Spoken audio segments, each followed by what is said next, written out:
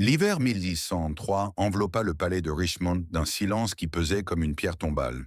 Dans la chambre royale, une silhouette pâle et vieillissante reposait immobile sur un lit recouvert de velours. C'était Élisabeth Tudor, fille d'un roi qui avait défié le pape et d'une mère morte par l'épée.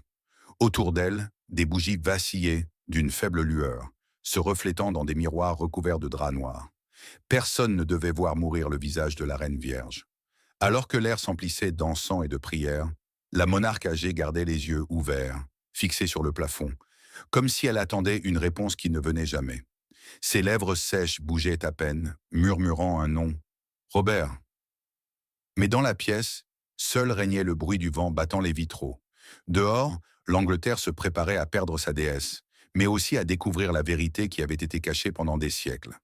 Pendant plus de 40 ans, Élisabeth I régna seule, sans mari, sans enfant, ne partageant jamais ni son trône ni son lit. Elle se proclamait mariée à l'Angleterre, un vœu que les chroniqueurs glorifiaient comme un symbole de pureté et de pouvoir. Cependant, sous la couronne d'or et la peau peinte au plomb, se cachait bien plus que de la fierté, une blessure invisible, une peur profonde que personne à sa cour n'osait nommer. On raconte que dans ces derniers jours, avant d'ordonner que tous les miroirs soient retirés de sa chambre, Élisabeth se confessa à son confesseur privé. J'ai été une reine des hommes, mais une esclave de mes fantômes. Personne ne sut ce qu'elle voulait dire. Certains parlèrent de trahison, d'autres d'amour impossible, et les plus audacieux, d'un secret si sombre que s'il avait été révélé, il aurait détruit le mythe de la reine vierge. Le récit que vous allez entendre n'est pas une simple histoire de pouvoir et de solitude. C'est un voyage à travers les recoins les plus sombres de l'esprit d'une femme qui a défié le monde, mais qui n'a pas pu échapper à elle-même. Sa pureté fut sa prison, sa couronne, sa condamnation. Car la vraie question n'a jamais été de savoir pourquoi Élisabeth ne voulait pas se marier, mais ce qui l'a forcée à ne pas le faire. Élisabeth naquit marquée avant même de prendre son premier souffle. C'était l'année 1533 et son arrivée au monde fut célébrée avec un mélange de joie et de peur. Son père, Henri VIII, avait rompu avec l'Église catholique pour épouser sa mère, Anne Boleyn, défiant le pape et toute l'Europe. L'Angleterre saignait de l'intérieur. Monastères détruits, prêtres pendus, temples pillés au nom d'un nouveau dieu, le pouvoir du monarque. Cette petite fille, aux cheveux roussâtres et au regard perçant, était le fruit d'un amour interdit et d'un crime politique. Anne Boleyn rêvait de donner au roi un héritier mâle, mais au lieu d'un prince, une fille naquit. Dès le premier jour, Élisabeth apprit que son existence était une déception. À l'âge de 3 ans, elle vit sa mère transformée en traîtresse et décapitée à la Tour de Londres. On raconte que le bourreau brandit la tête d'Anne devant le peuple, tandis que l'écho des prières se mêlait aux cris des corbeaux. Ce fut la première leçon de la future reine. À la cour, l'amour se paie avec du sang. Elle grandit en regardant les hommes changer de foi, de loyauté et d'épouse aussi facilement qu'ils changeaient de manteau. Henri VIII eut 6 épouses.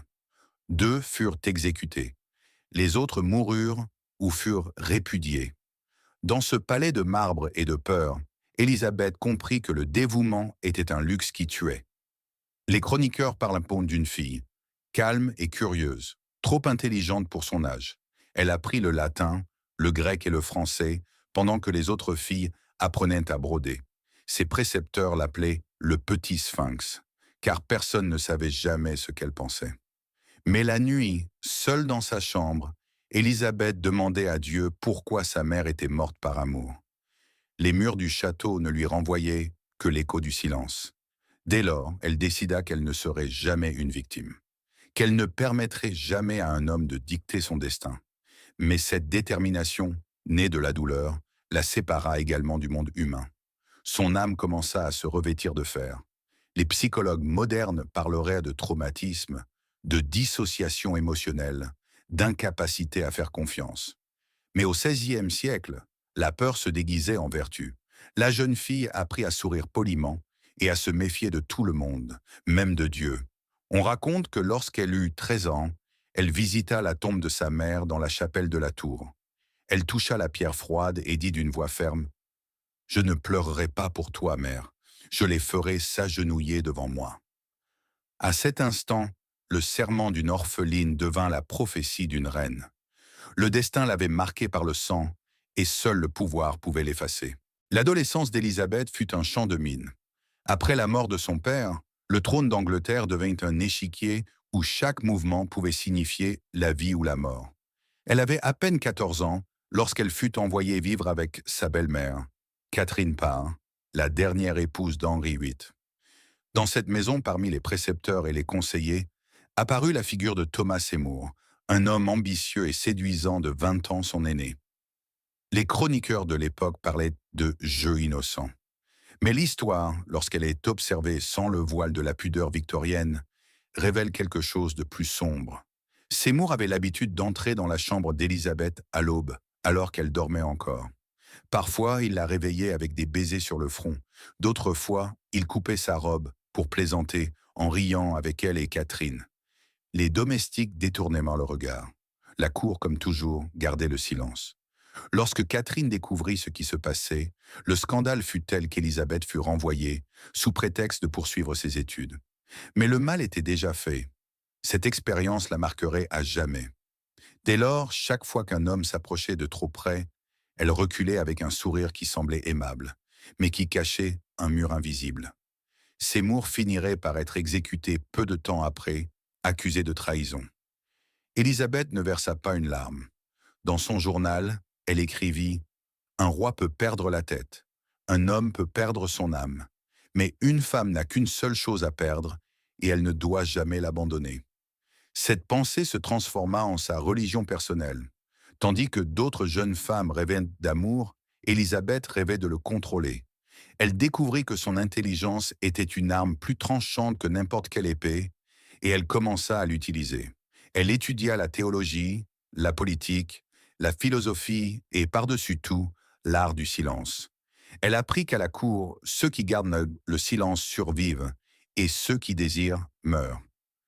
Les portraits de ces années-là montrent une jeune femme au regard serein, vêtue de tons sobres, les cheveux attachés, la peau pâle.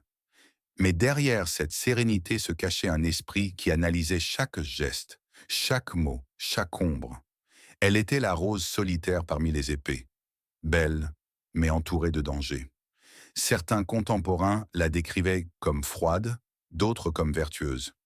La vérité était plus complexe. Élisabeth ne rejetait pas l'amour. Elle le craignait. Elle savait que derrière chaque promesse se cachait une dette, derrière chaque caresse, une trahison. Et dans un monde où les hommes pouvaient disposer du corps et du nom d'une femme, elle choisit d'être inaccessible. Chaque nuit, lorsque le silence recouvrait le château, Élisabeth se regardait dans le miroir et murmurait « Je ne serai pas comme ma mère ». Mais en touchant son cou, là où elle imaginait la lame qui avait abrégé la vie d'Anne Boleyn, une larme rebelle tombait. C'était le seul moment où la future reine permettait à la jeune fille blessée de respirer. Ainsi, entre la peur et l'ambition, le mythe naquit. Une jeune femme qui avait appris que l'amour était un piège et que la solitude pouvait être son bouclier. Une princesse qui rêvait déjà d'une couronne, mais qui savait qu'en la plaçant sur sa tête, elle perdrait tout ce qui la rendait humaine. Le 17 novembre 1958, les cloches de toute l'Angleterre sonnèrent sans relâche. Une jeune femme, au regard ardent et aux lèvres scellées par le devoir, monta sur le trône. Élisabeth Tudor, fille du roi qui avait défié Rome, devint la souveraine d'un empire divisé par la foi, la trahison et la peur. Ce jour-là, Londres se tinta de joie, mais derrière chaque cri de « Longue vie à la reine !» se cachait une question qui allait obséder toute l'Europe. Qui la reine vierge épousera-t-elle? Les ambassadeurs étrangers rivalisaient pour obtenir ses faveurs. Philippe II d'Espagne, veuf de sa sœur Marie, la courtisa au nom de la diplomatie et du catholicisme. Les princes de Suède, d'Autriche et de France envoyèrent des portraits, des bijoux et des promesses. Mais Élisabeth souriait et refusait, comme si le destin entier du continent était suspendu à l'un de ses sourires. Et d'une certaine manière, c'était le cas, car sa décision ne mettait pas seulement en péril son bonheur, mais l'avenir du pays. Si elle choisissait un catholique, elle perdrait le soutien des protestants. Si elle choisissait un étranger, l'Angleterre deviendrait un satellite d'une autre couronne. Si elle choisissait un Anglais, elle déclencherait une guerre civile. Se marier était une condamnation. Rester seule, une provocation. Et pourtant, Élisabeth choisit l'impossible, ne choisir personne. Durant les premières années de son règne, elle joua avec les ambassadeurs comme un chat avec sa proie. Elle promettait des rencontres, retardait les réponses et flirtait avec des alliances sans s'engager.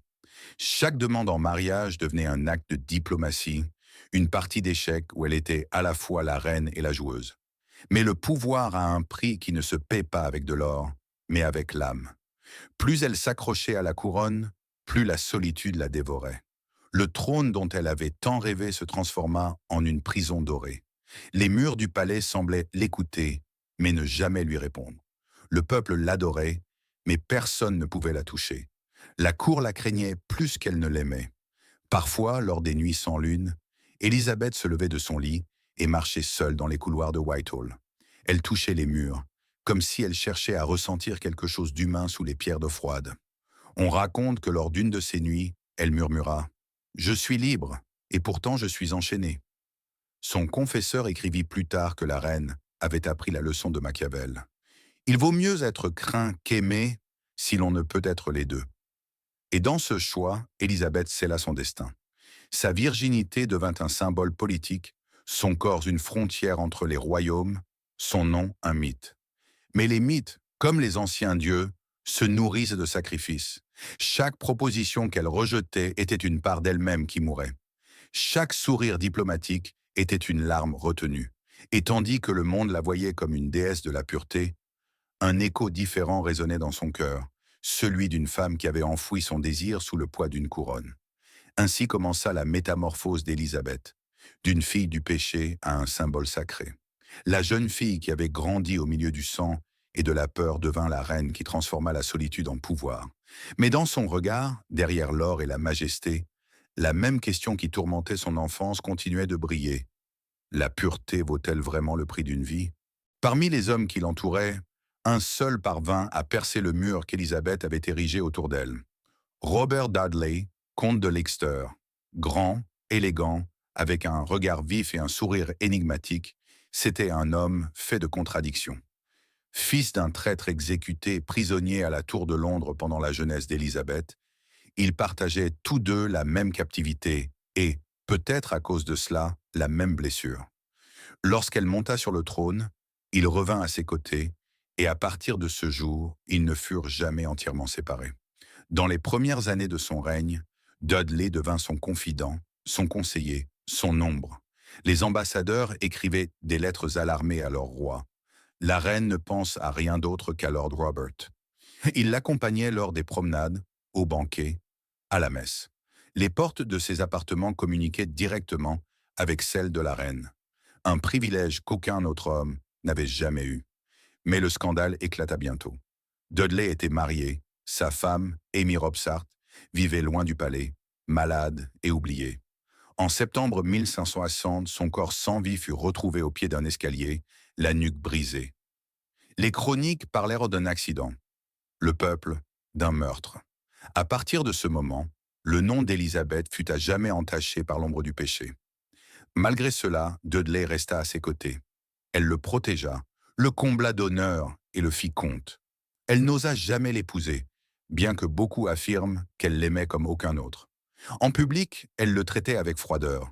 En privé, leurs regards disaient ce que les mots gardèrent sous silence. Ses conseillers craignaient que la passion ne mette la couronne en péril. Élisabeth le savait, et elle transforma donc l'amour en un jeu politique, un jeu cruel. Chaque fois que Dudley s'éloignait, elle lui envoyait des lettres pleines de reproches et de tendresse. Chaque fois qu'il s'approchait de trop près, elle l'humiliait devant la cour. C'était une danse de feu et de glace, de désir et de pouvoir. Certains historiens modernes ont vu dans cette relation le reflet d'une profonde blessure émotionnelle, la peur de répéter la tragédie de sa mère. Aimer signifiait perdre, et perdre signifiait mourir. C'est pourquoi Élisabeth gardait son cœur sur le fil du rasoir, nourrissant une passion qui ne pouvait être consommée. Dudley représentait tout ce qu'elle désirait et tout ce qu'elle devait rejeter. En lui, elle voyait l'amant, le traître, le miroir de son père, mais aussi le seul homme qui la comprenait. Lorsqu'il mourut en 1588, après la défaite de l'armada espagnole, Élisabeth reçut sa dernière lettre. Elle la garda dans une boîte marquée des initiales RD et jusqu'à sa mort, la conserva sous son oreiller.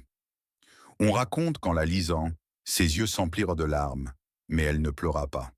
Elle murmura simplement: Maintenant, Robert, nous sommes tous les deux libres. Cette liberté, cependant, était une autre forme de condamnation. Avec la mort de Dudley, le dernier vestige d'humanité qui restait à la Reine Vierge mourut. Dès lors, son cœur se transforma en pierre, son sourire en un emblème et son corps en une relique politique. La femme qui avait autrefois été capable d'aimer disparut sous le poids du mythe. Seule resta la reine, cette figure immortelle qui devait continuer à feindre la pureté pour soutenir un empire. Après la mort de Robert Dudley, quelque chose changea pour toujours sur le visage d'Élisabeth. Sa peau, autrefois rose et lumineuse, commença à être recouverte d'une épaisse couche de poudre blanche, un mélange de plomb et de vinaigre. Ses lèvres étaient entrepeintes d'un rouge profond et ses cheveux, déjà grisonnants, étaient cachés sous des perruques dorées. Au fil du temps, la femme disparut et à sa place resta une image, le portrait d'une reine immortelle, sans âge, sans corps, sans âme. C'était un masque et elle le savait. Chaque matin avant de recevoir ses ministres, elle passait des heures devant le miroir. Elle ordonnait à ses dames d'appliquer couche après couche de maquillage, comme si ce faisant, elle pouvait effacer le passage du temps. Ceux qui la voyaient de près disaient que sa peau était marquée par des plaies ouvertes, dues au poison du plomb qui la tuait à petit feu. Mais Élisabeth préférait mourir empoisonnée par son propre déguisement, plutôt que de se montrer humaine devant les hommes. C'est alors qu'elle prononça une phrase qui deviendrait éternelle. « Je suis mariée à l'Angleterre ». Cette déclaration n'était pas une simple métaphore. C'était une confession et une condamnation. Elle renonçait à l'amour, à la chair et à la maternité, pour devenir l'incarnation de son royaume. L'Angleterre serait son mari, son amant, son enfant et son tombeau. Les théologiens de l'époque la comparaient à la Vierge Marie, pure, intouchable, médiatrice entre Dieu et les hommes. Mais sous cette dévotion se cachait une cruelle ironie. Alors que la Vierge avait été choisie par la grâce divine, Élisabeth y avait été contrainte par la peur et la solitude. Sa pureté était une invention politique, une stratégie pour maintenir l'autorité sur un monde dirigé par des hommes qui craignaient le désir féminin. Chaque geste public de la reine se transformait en liturgie. Lorsqu'elle marchait parmi ses sujets, la foule tombait à genoux comme devant une sainte. Lorsqu'elle souriait, la nation y voyait des présages de prospérité. Lorsqu'elle se mettait en colère, les nobles tremblaient, comme si le jugement de Dieu approchait. Elle le savait et elle en jouait. Elle devint une actrice dans son propre mythe. Parfois, dans les silences de la nuit, le poids de son serment l'écrasait. Son confesseur nota qu'Élisabeth priait à genoux pendant des heures, ne cherchant pas le pardon, mais l'oubli. Elle priait pour oublier qu'elle avait un jour été une femme, qu'elle avait un jour eu un cœur. Les philosophes ultérieurs verraient en elle la naissance du concept moderne de pouvoir, l'individu qui renonce à lui-même pour devenir un symbole. Telle une déesse païenne, Élisabeth sacrifia son humanité pour régner à distance. Mais ce sacrifice laissa des traces. On raconte que, parfois, elle ordonnait de fermer toutes les fenêtres du palais et errait seule parmi les tapisseries, parlant au portrait de sa jeunesse. « Cette femme que j'étais n'existe plus », murmurait-elle. « Il ne reste que celle qui doit continuer à régner. » Et ainsi, jour après jour, couche de maquillage après couche de maquillage, mot calculé après mot calculé, Élisabeth cessa d'être une personne et se transforma en une idée. L'idée d'une pureté inaccessible, d'une perfection qu'aucun être humain ne pouvait soutenir sans se briser. Et elle, au fond d'elle-même, était déjà brisée. Au cœur du XVIe siècle, la foi était la poudre à canon et la politique l'étincelle qui pouvait l'enflammer. Tandis qu'Élisabeth consolidait son pouvoir, le fantôme du catholicisme ne cessa jamais de la hanter. Rome l'avait excommuniée et le pape Pie V avait déclaré que quiconque la tuerait servirait Dieu. Dès lors, la vie de la reine devint une partie d'échecs où chaque ombre pouvait être un assassin et chaque prière une trahison. Dans ce décor entra une autre femme, aussi fascinante que dangereuse. Marie Stuart, reine d'Écosse. Cousine d'Élisabeth, fervente catholique et héritière légitime selon beaucoup, Marie était tout ce qu'Élisabeth avait renoncé à être. une mère, une épouse et un symbole de désir. Sa présence était un rappel vivant de ce qu'Élisabeth avait sacrifié pour le pouvoir. Au début, la reine d'Angleterre tenta de la garder en vie. Elle l'admirait et la craignait en même temps. Mais Marie devint l'étendard de toutes les conspirations cherchant à restaurer la foi catholique en Angleterre. En 1986, après la découverte du complot de Babington, un plan visant à assassiner Élisabeth et à placer Marie sur le trône, la monarque fut confrontée à une décision impossible.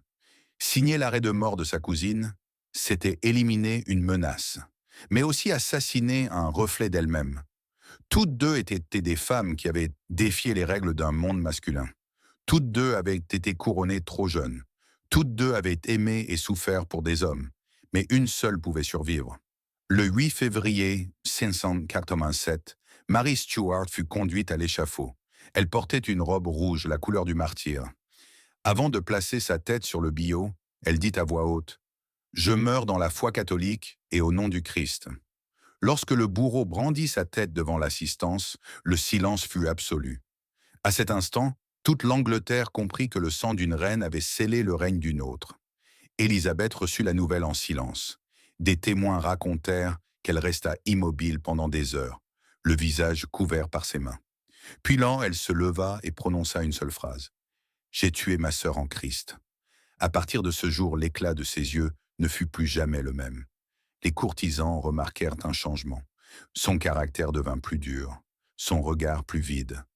Lors des banquets, où elle riait autrefois, elle ne faisait plus qu'observer. La cour parlait à voix basse, craignant d'éveiller sa colère. Les poètes la louaient comme une déesse.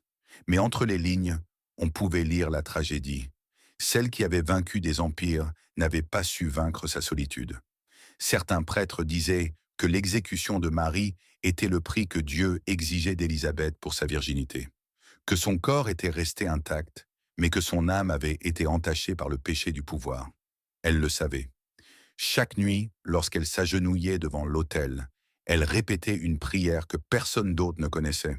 « Seigneur, si je suis ta servante, pourquoi as-tu fait de moi un bourreau ?»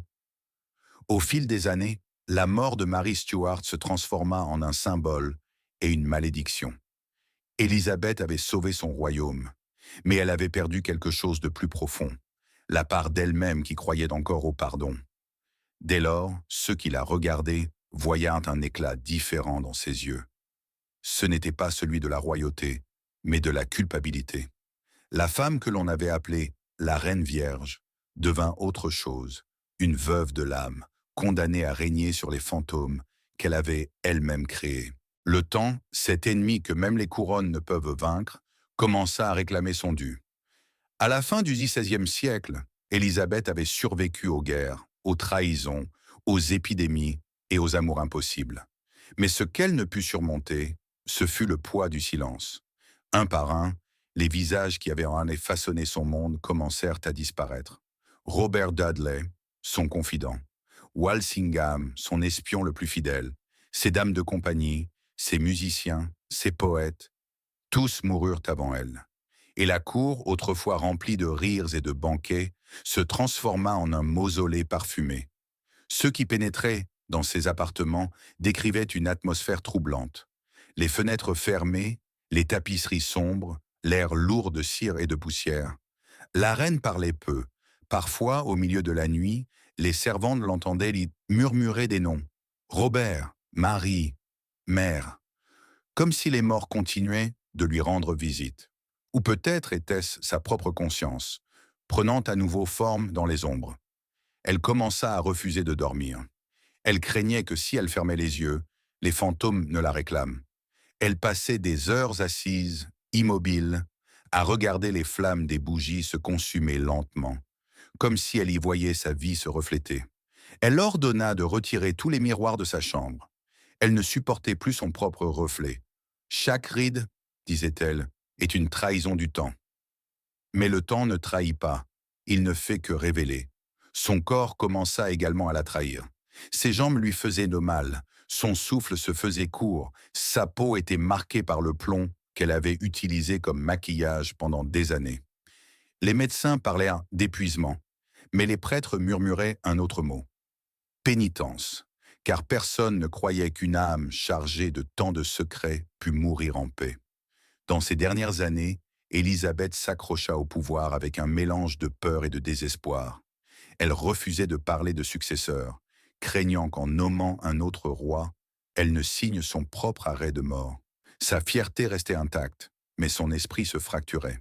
Certains témoins affirmèrent qu'elle voyait des apparitions. Le spectre de Mary Stuart traversant les couloirs, le visage de Dudley dans chaque ombre. Une nuit, elle jura même avoir entendu une voix de femme murmurer « Enfin, nous sommes égales ». Les poètes, qui l'avaient autrefois glorifiée comme une déesse, écrivaient désormais en secret des élégies prématurées. Shakespeare, encore jeune, dépeignit sa mélancolie à travers les personnages de reines qui perdent leur humanité au nom du devoir. L'histoire commençait à écrire l'épitaphe d'une femme qui avait préféré être un mythe plutôt qu'une mortelle. En mars 1603, Élisabeth tomba dans une sorte de transe. Elle resta assise pendant des heures, sans manger, sans dormir, refusant de s'allonger, comme si elle craignait que la terre ne veuille pas la recevoir. Lorsque ses conseillers lui demandèrent de se reposer, elle répondit dans un murmure « Si je m'allonge, je ne me relèverai jamais. » Et elle avait raison. Cette nuit-là, elle ordonna d'allumer toutes les bougies du palais.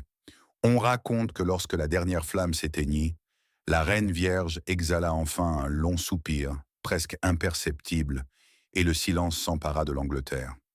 Ainsi mourut Élisabeth Eyre, seule, sans héritier, sans amour, mais maîtresse d'un héritage qui transforma l'Angleterre en un empire.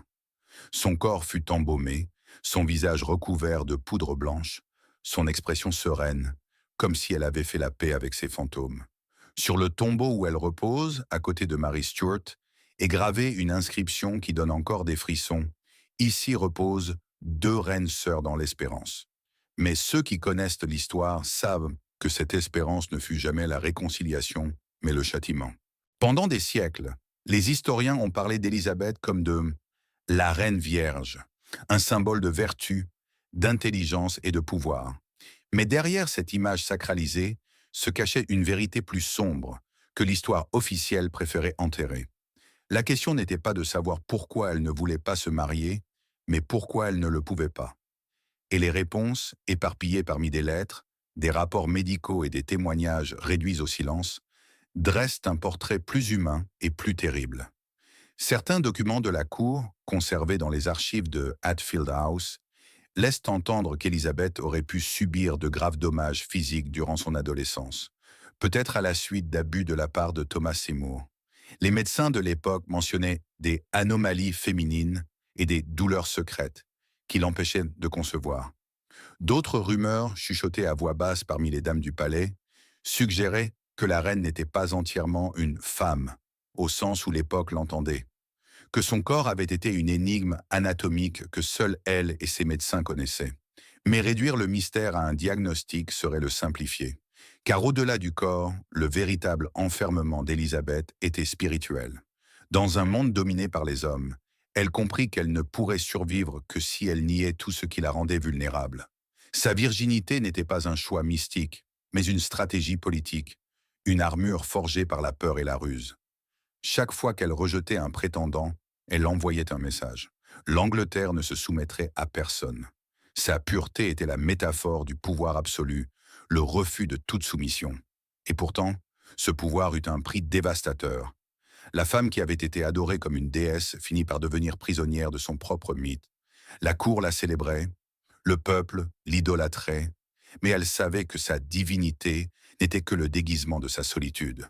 Le visage blanc de plomb qu'elle montrait au monde n'était pas un symbole de perfection, mais un masque pour un corps détérioré par la culpabilité et le poison. Pendant 400 ans, l'histoire a répété son nom avec admiration. Mais aujourd'hui, en regardant au-delà des légendes, nous découvrons quelque chose de troublant. Élisabeth Eyre ne fut pas la reine vierge par choix, mais par condamnation. Elle fut la victime d'un monde qui ne lui permettait pas d'être une femme sans cesser d'être une reine. Sa chasteté était une forme de pouvoir, certes, mais aussi de mutilation. Un sacrifice constant entre le devoir et le désir, entre l'état et la chair. Certains philosophes modernes On comparait sa figure à celle d'un Christ inversé, un rédempteur qui ne sauve pas, mais se sacrifie pour maintenir l'ordre.